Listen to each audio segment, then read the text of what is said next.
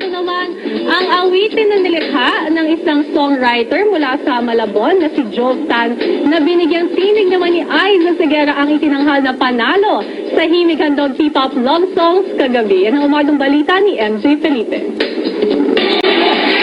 Napuno ang Mall of Asia Arena kagabi para sa Himig Handog P-Pop Love Songs Finals Night. Star-studded ang event mula sa mga hurado na pinangunahan ni OPM President Ogie Alcacid.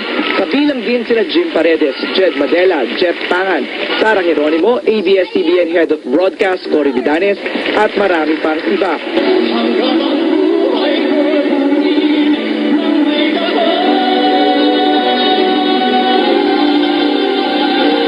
Hanggang sa powerful performances ng mga guest singers.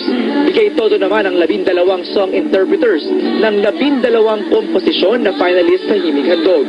Yeng Constantino para sa alaala.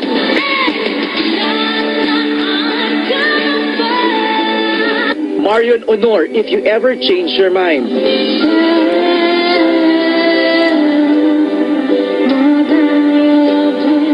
Jovit Valdivino para sa Sana'y Magbalik. Eric Santos, This Song Is For You. Juris para sa Hanggang Wakas.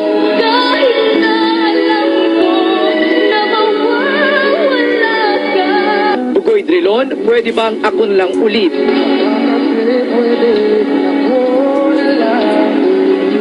KZ Tandingan para sa Scared to Death.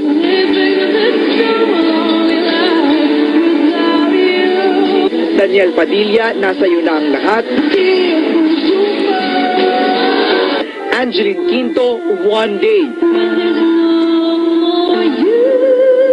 Win Andrada, Tamang Panahon.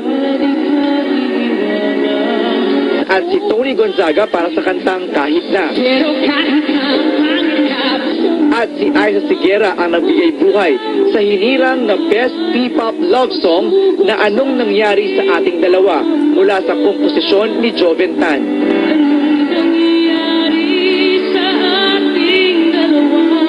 Sobrang lutang pa ako. Sobrang happy but I really can't pinpoint the exact one. Lahat ng song, magaganda. Nanalo yung gusto ko manalo. Congratulations kay Joven at kay Aiza. Ang ganda talaga ng kanta. 1 million pesos ang napanalunan ng grand winner. MJ Felipe para sa Umagang Balita. Oh, congratulations!